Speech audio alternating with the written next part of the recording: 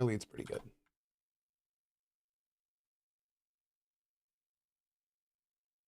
This is Cthulian. You like Dags? Do you like Dagons? Yeah, do you like Dagons? Yeah? Do ya?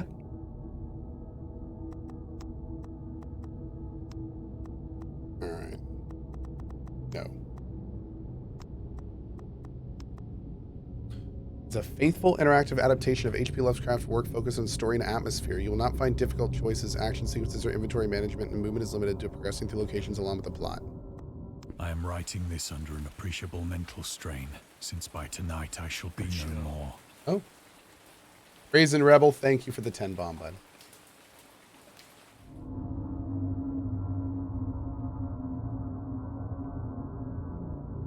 Oh. Cool. Penniless, and at the end of my supply of the drug which alone makes life endurable, I can bear the torture no longer, and shall cast myself from this garret window into the squalid street below. Do not think from my slavery to morphine that I am a weakling or a degenerate. When you have read these hastily scrawled pages, you may guess, though never fully realize, why it is that I must have forgetfulness or death.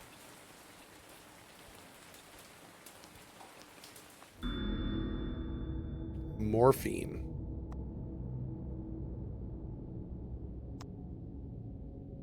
You can read the discovered trivia immediately or go back to them later. Okay. It was in one of the most open and least frequented parts of the broad Pacific that the packet of which I was supercargo fell a victim to the German sea raider.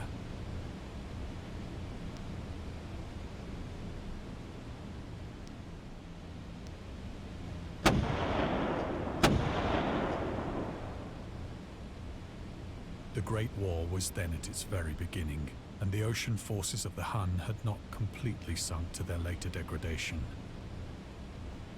So that our vessel was made a legitimate prize, whilst we of her crew were treated with all the fairness and consideration due us as naval prisoners.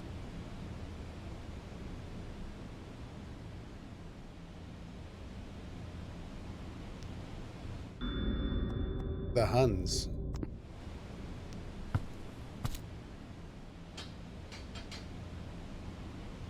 So liberal, indeed, was the discipline of our captors, that 5 days after we were taken, I managed to escape alone in a small boat with water and provisions for a good length of time. Okay, things are looking up for our buddy.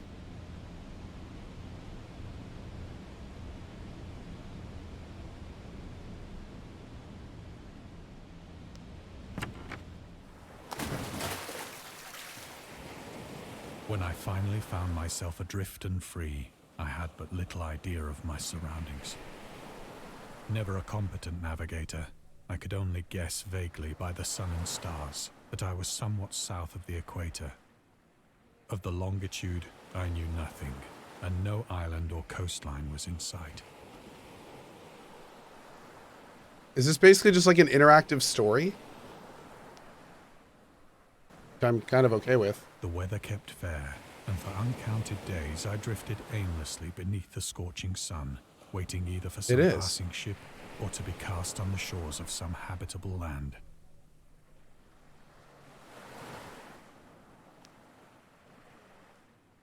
But neither ship nor land appeared, and I began to despair in my solitude upon the heaving vastness of unbroken blue. The change happened whilst I slept. Its details I shall never know, for my slumber, though troubled and dream-infested, was continuous.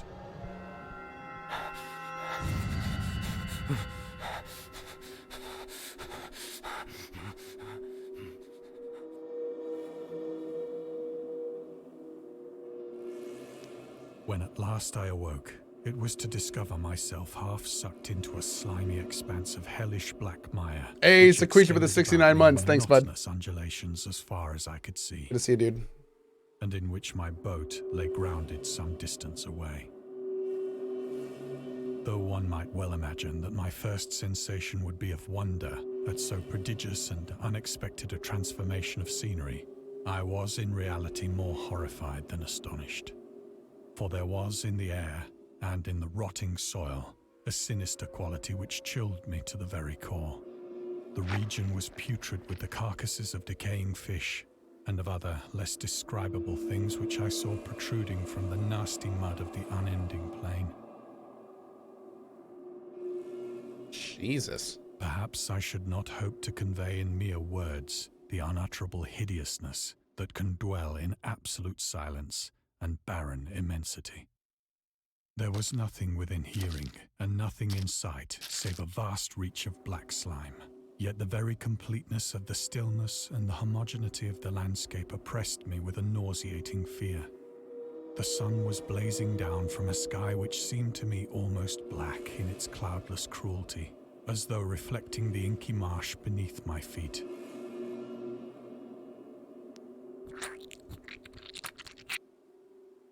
Ew.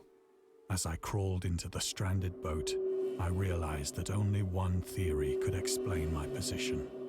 Through some unprecedented volcanic upheaval, a portion of the ocean floor must have been thrown to the surface, exposing regions for which innumerable millions of years had lain hidden under unfathomable watery depths. So great was the extent of the new land which had risen beneath me that I could not detect the faintest noise of the surging ocean, straining my ears as I might, nor were there any seafowl to prey upon the dead things.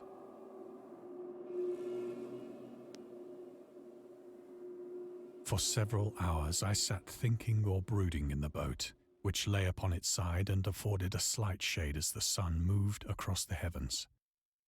As the day progressed, the ground lost some of its stickiness and seemed likely to dry sufficiently for traveling purposes in a short time.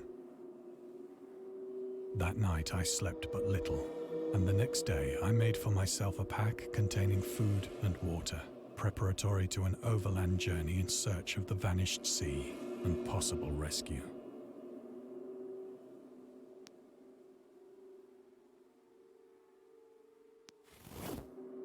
On the third morning, I found the soil dry enough to walk upon with ease.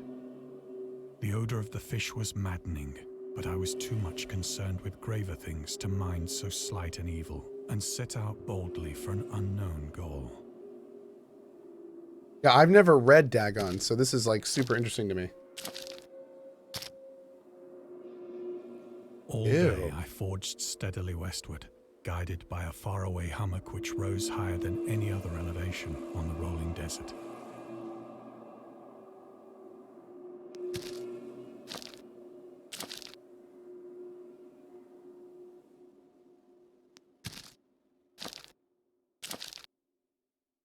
Also, the narrator's awesome. That night I encamped, and on the following day still travelled toward the hummock, though that object seemed scarcely nearer than when I had first espied it.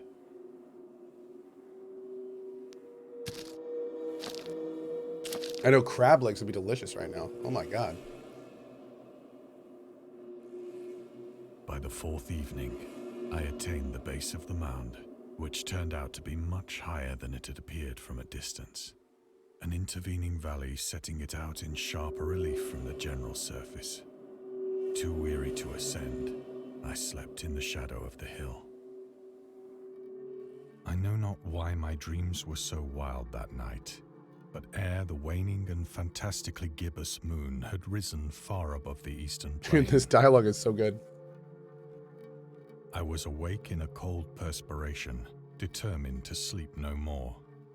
Such visions as I had experienced were too much for me to endure again, and in the glow of the moon I saw how unwise I had been to travel by day. Without the glare of the parching sun, my journey would have cost me less energy. Indeed, I now felt quite able to perform the ascent which had deterred me at sunset. Picking up my pack, I started for the crest of the eminence.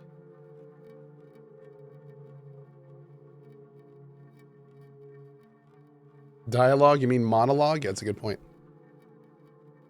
Pretty much. I have said that the unbroken monotony of the rolling plain was a source of vague horror to me.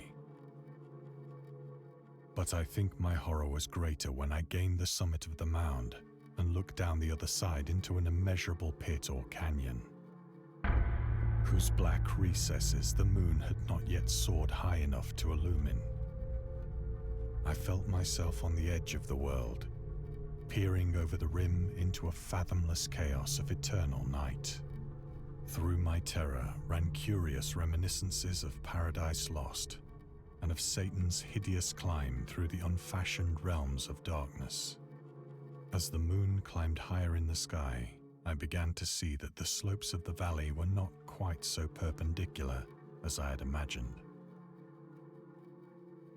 Ledges and outcroppings of rock afforded fairly easy footholds for a descent. Oh, good. Whilst after a drop of only a few hundred feet, the declivity became very gradual. Okay. So let's go down there, I guess.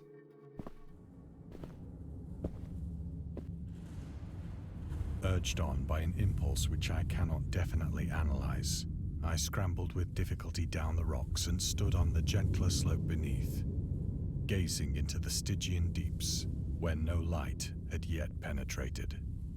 All at once, my attention was captured by a vast and singular object on the opposite slope, which rose steeply about 100 yards ahead of me, an object that gleamed whitely in the newly bestowed rays of the ascending moon. That sounds good. That it was merely a gigantic piece of stone, I soon assured myself. But I was conscious of a distinct impression that its contour and position were not altogether the work of nature. A closer scrutiny filled me with sensations I cannot express. For despite its enormous magnitude, and its position in an abyss which had yawned at the bottom of the sea since the world was young. Is that the Stargate? Yes. I perceived beyond a doubt that the strange object was a well-shaped monolith, whose massive bulk had known the workmanship and perhaps the worship of living and thinking creatures. Dazed and frightened, yet not without a certain thrill of the scientist's or archaeologist's delight, I examined my surroundings more closely.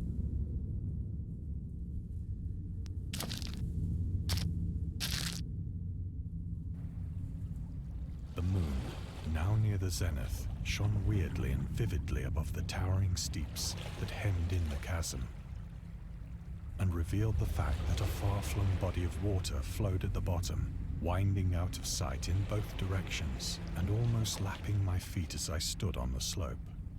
Across the chasm, the wavelets washed the base of the Cyclopean monolith, on whose surface I could now trace both inscriptions and crude sculptures. Better go check it out. The writing was in a system of hieroglyphics unknown to me and unlike anything I'd ever seen in books, consisting for the most part of conventionalized aquatic symbols such as fishes, eels, octopi, crustaceans, mollusks, whales, and the like. Several characters obviously represented marine things which are unknown to the modern world, but whose decomposing forms I had observed on the ocean-risen plain. It was the pictorial carving, however, that did most to hold me spellbound.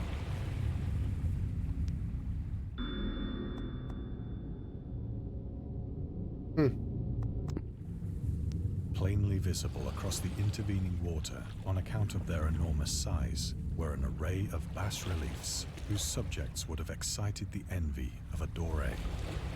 I think that these things were supposed to depict men, at least a certain sort of men, though the creatures were shown disporting like fishes in the waters of some marine grotto, or paying homage at some monolithic shrine which appeared to be under the waves as well. Of their faces and forms I dare not speak in detail, for the mere remembrance makes me grow faint, grotesque beyond the imagination of a Poe or a Bulwer. They were damnably human in general outline, despite webbed hands and feet, shockingly wide and flabby lips, glassy, bulging eyes, and other features less pleasant to recall. Curiously enough, they seem to have been chiseled badly out of proportion with their scenic background, for one of the creatures was shown in the act of killing a whale, represented as but little larger than himself. Damn, so they were big. I remarked, as I say, their grotesqueness and strange size, but in a moment decided that they were merely the imaginary gods of some primitive fishing or seafaring tribe. Some tribe whose last descendant had perished eras before the first ancestor of the Piltdown or Neanderthal man was born.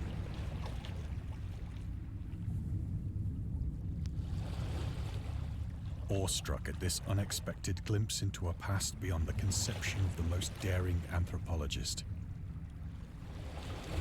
I stood musing whilst the moon cast queer reflections on the silent channel before me. Oh, Havoc. This is based on... everything we're reading right now is basically a story called Dagon. I think that's what they were talking about. Not the people that actually made the game, but the person that wrote the words. Yeah, Lovecraft. Then, suddenly, I saw it. With only a slight churning to mark its rise to the surface, the thing slid into view above the dark waters.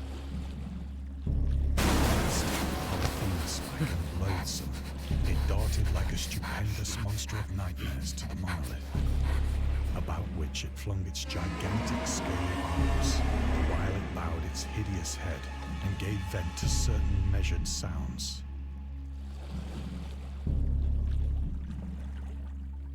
I think I went mad then. Of my frantic ascent of the sloping cliff, and of my delirious journey back to the stranded boat, I remember little.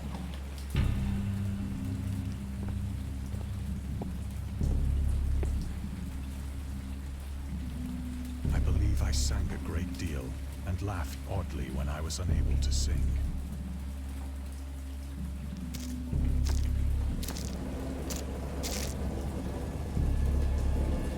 I have indistinct recollections of a great storm sometime after I reached the boat. At any rate, I know that I heard pearls of thunder and other tones which nature utters only in her wildest moods.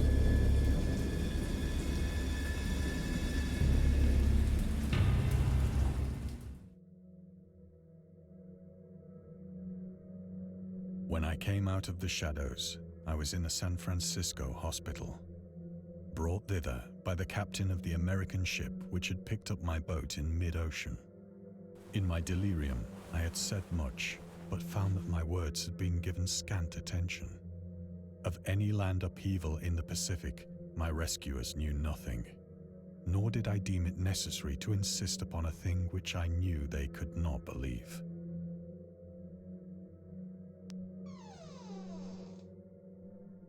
Jesus.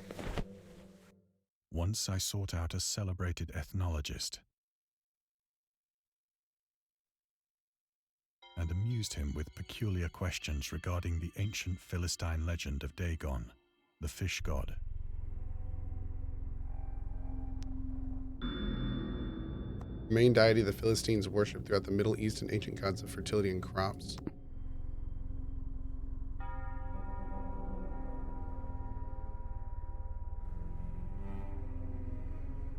There we go.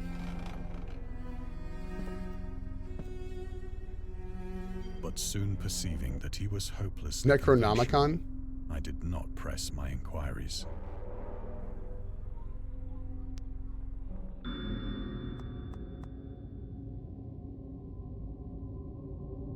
Huh.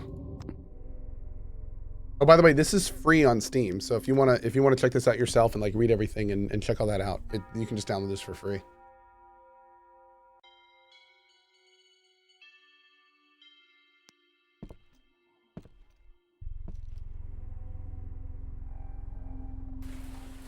It is at night, especially when the moon is gibbous and waning, that I see the thing.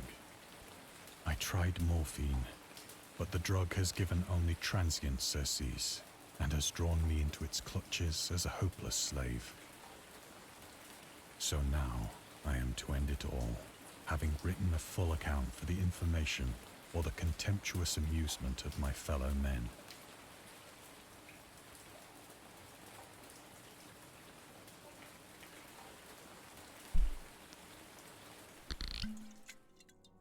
Often, I ask myself if it could not all have been a pure phantasm, a mere freak of fever as I lay sun-stricken and raving in the open boat after my escape from the German man-of-war.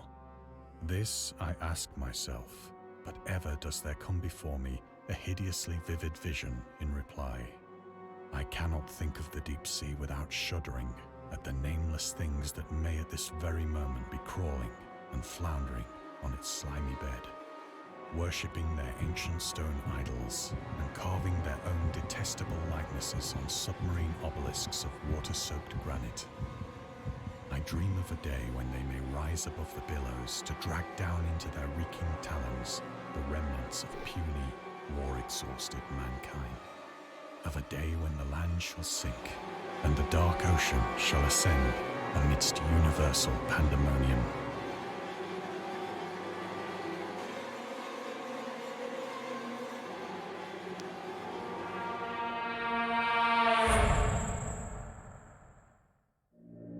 Dang. The end is near.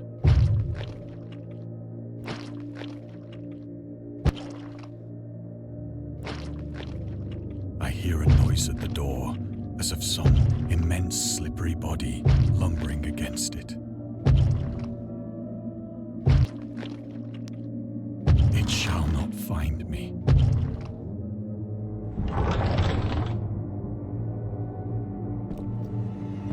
Found you. God, that hand!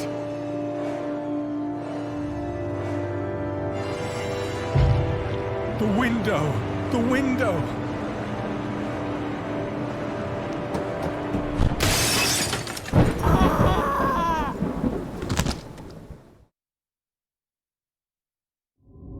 Oh man, dude. That was actually really fun. That was a cool little, like, it was just a little story, but it was actually, it was well narrated and it was, had cool graph. Like, that was cool. That was cool. It wasn't really a game, but I'm glad we checked it out. Anyway, I'm gonna go get some lunch. I'll be back later today for either, I want to start the forest, but I think we may do that tomorrow morning. We've got a game called Chasing Static. We've got a game called The Cursed Forest. We've got a game called Prognostic, The Death. Can try Perception. We got a lot of things we can try. So if you have any other scary, immersive sim walking game craziness like we've been playing recently, definitely hit me up in a Twitch Whisper or better yet a Discord PM and let me know. And yeah, we've got Scorn coming up. We've got a lot of other fun things coming up, so it should be good. Anyway, I will see you fine folks later. If you want to know when I'm going to be back, the best way is to get the app. Go.tv/mobile. Tell you exactly when I'm back and what I'm playing, so you can join us for more Nopetober shenanigans. All right. See y'all later. Thanks for being here and back soon. Bye-bye.